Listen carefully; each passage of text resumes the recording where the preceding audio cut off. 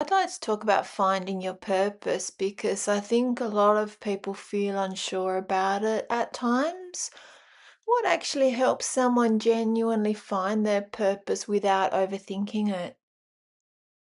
From a spiritual perspective, finding purpose often comes from tuning inward, listening to that quiet sense of alignment, rather than chasing external expectations.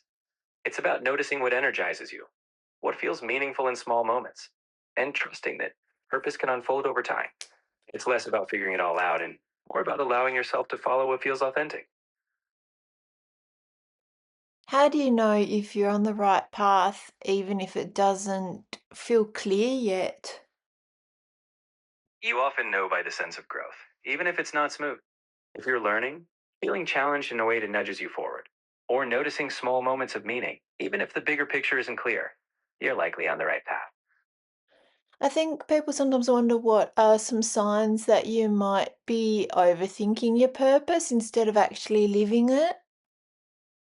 Overthinking often shows up as analysis paralysis, feeling stuck in planning, waiting for clarity before taking any steps. When you're living it, you might not have all the answers, but you're experimenting, learning by doing, and feeling engaged in the present moment.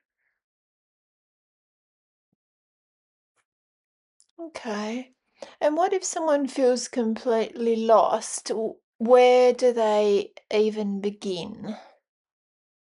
When someone feels truly lost, beginning can be as simple as tuning into small curiosities. Pay attention to what sparks even the tiniest interest or brings a sense of peace. Sometimes just exploring what feels good or helpful today is enough to take that first step toward purpose.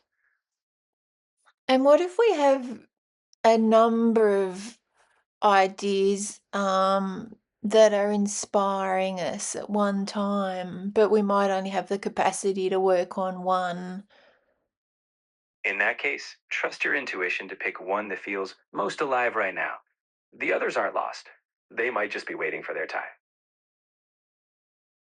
Okay, and if we do have the capacity, and if we really feel like wanting to explore maybe 2 or 3 avenues at once, can we try that until we maybe decide, "Oh, it's a bit overwhelming," or one might rise to the top more than the others? Absolutely. If you have the capacity, exploring a couple of avenues can be really enriching. You'll naturally sense if one resonates more, or if juggling them feels like too much. Let your experience guide you. There's no harm in trying. Yeah, and I guess sometimes you learn by the doing of it, like, during the day you might think you wanna do one more than the other, and then eventually you naturally think, "Well, if I'm enjoying one more than the other consistently, then that sort of answers your question, doesn't it?"